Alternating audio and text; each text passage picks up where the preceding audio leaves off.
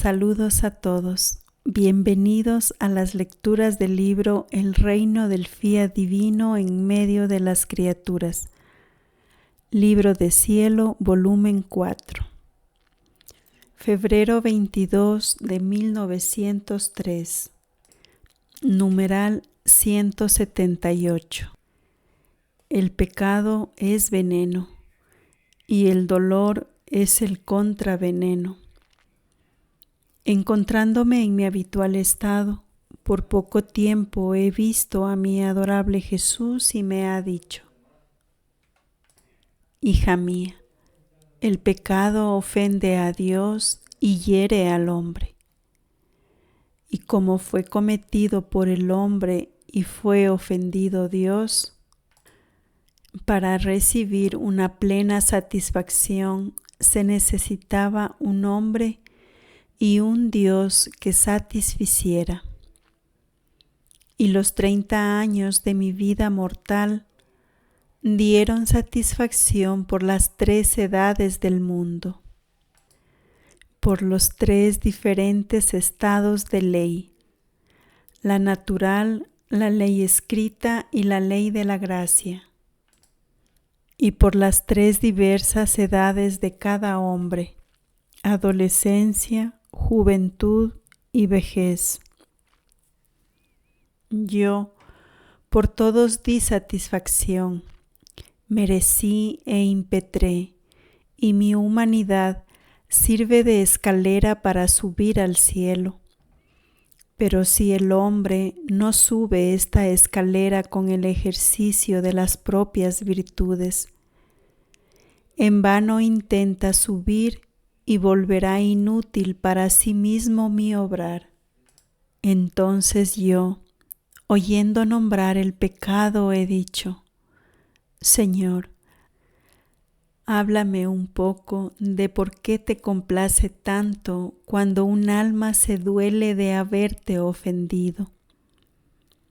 Y él: el pecado es un veneno que envenena toda el alma y la vuelve tan deforme que llega a hacer desaparecer en ella mi imagen. Y el dolor destruye este veneno y le restituye mi imagen. El verdadero dolor es un contraveneno. Y conforme el dolor destruye el veneno, hace un vacío en el alma, y este vacío lo llena mi gracia. Esta es la causa de mi agrado, porque veo que resurge por medio del dolor la obra de mi redención.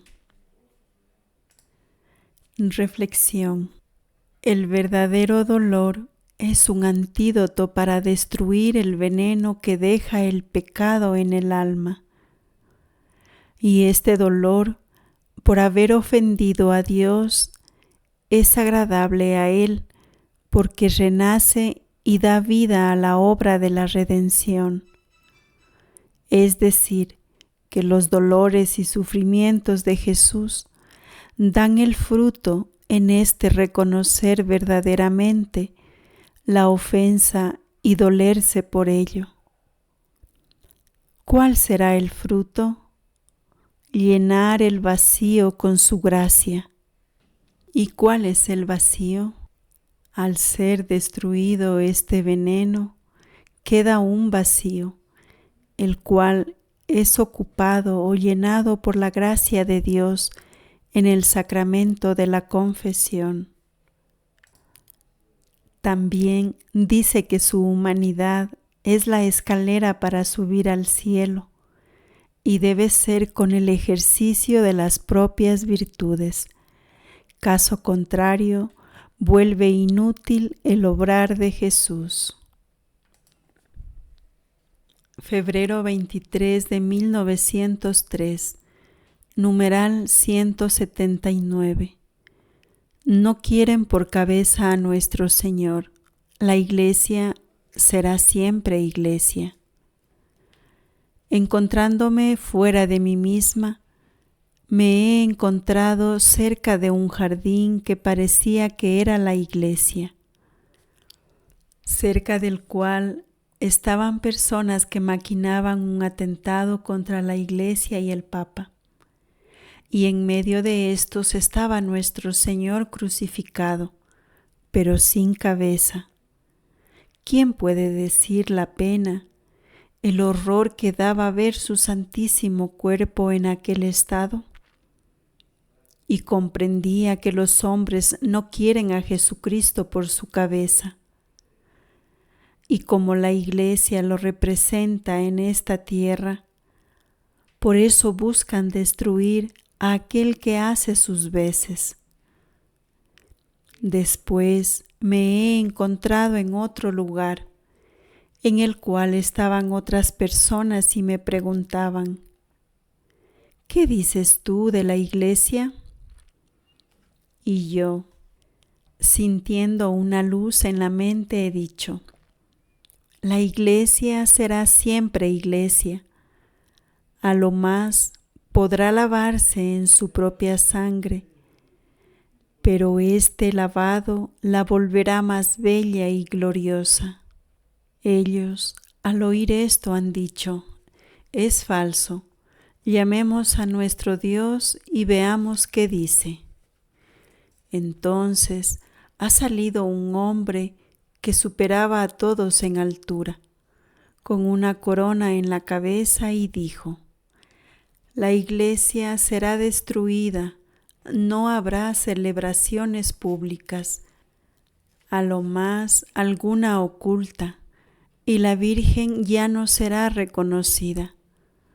Yo, al oír esto, he dicho: ¿y quién eres tú que te atreves a decir esto? ¿No eres tú acaso aquella serpiente condenada por Dios a arrastrarse por la tierra?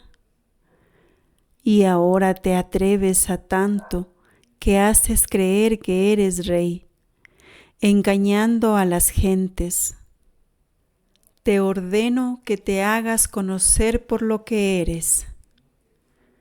Mientras esto decía, de alto se ha hecho bajo, ha tomado la forma de serpiente y provocando un relámpago se ha precipitado, y yo me he encontrado en mí misma. Reflexión. La iglesia representa a Jesús en esta tierra, pero el maligno quiere destruirla atacando y engañando a las personas como la misma serpiente infernal. En el Evangelio de Mateo capítulo 16 versículo 18 dice: y yo te digo que tú eres Pedro, y sobre esta piedra edificaré mi iglesia, y las puertas del infierno no prevalecerán contra ella. Regresando a la lectura del libro de Cielo, nos dice que es lavada con su misma sangre, es decir, con la sangre de Cristo. Podemos unir también el sacrificio de todos los mártires y las almas víctimas. ¿Quiénes son las almas víctimas? Las almas que viven y vivirán en la divina voluntad. Todos ellos, unos unidos y otros fundidos en Cristo, sostienen la iglesia. Por eso siempre van a existir este tipo de almas. Algunas veces nos hemos dejado influenciar por el miedo al demonio, por su astucia y creyéndolo poderoso. A esta frase de Luisa: te ordeno que te hagas conocer por lo que eres, ella demuestra que no le tiene miedo y que es superior al demonio, porque le da una orden y éste obedece. Marzo 5 de 1903, numeral 180. Jesús se hace ver llevando un fajo de cruces en los brazos y le dice que son las cruces del desengaño que tiene listas para cada uno. Encontrándome en mi habitual estado, me he encontrado junto con el bendito Jesús, que llevaba un fajo de cruces y de espinas en los brazos.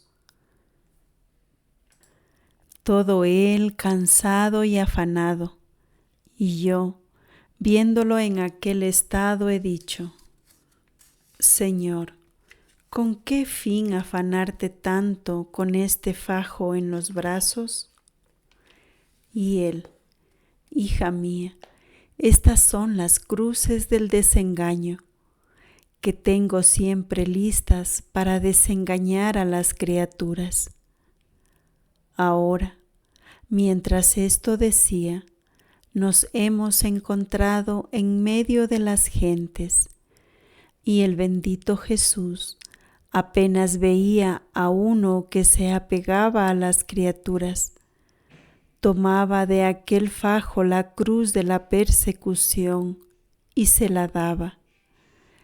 Y aquel, viéndose perseguido, mal visto, quedaba desengañado y comprendía que eran las criaturas y que solo Dios merece ser amado.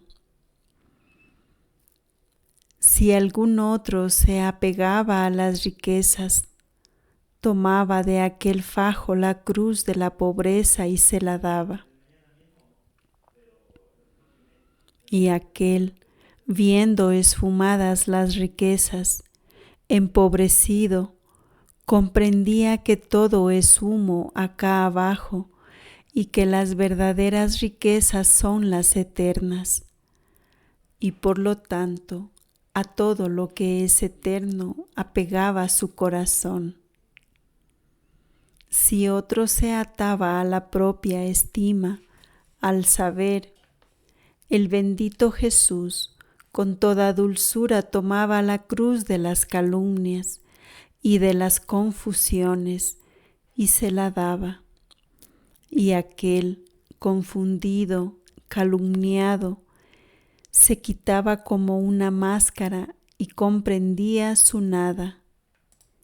Su ser y todo su interior lo ordenaba en orden solo a Dios y no más a sí mismo, y así de todas las otras cruces.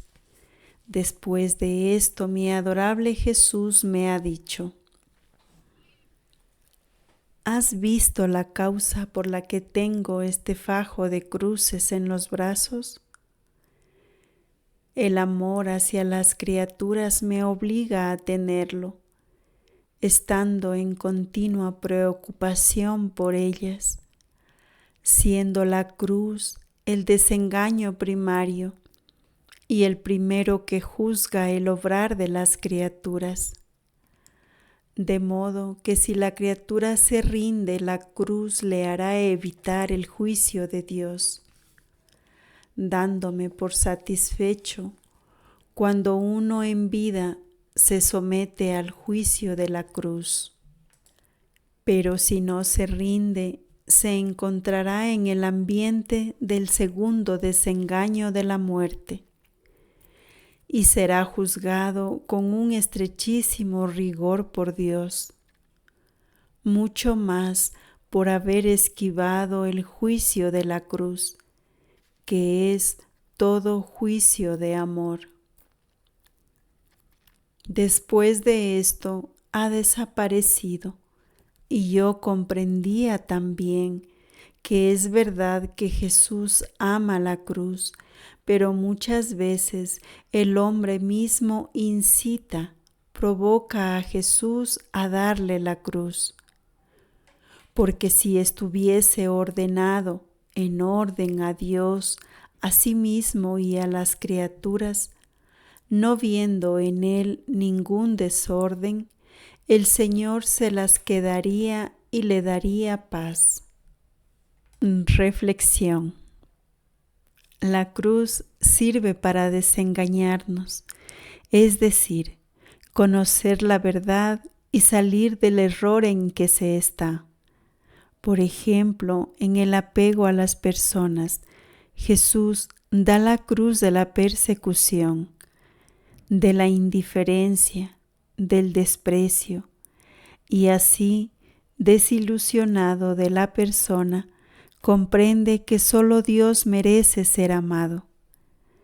Si otro se apega a la riqueza, le da la cruz de la pobreza, reconociendo que todo se desvanece acá abajo y que las verdaderas riquezas son las eternas.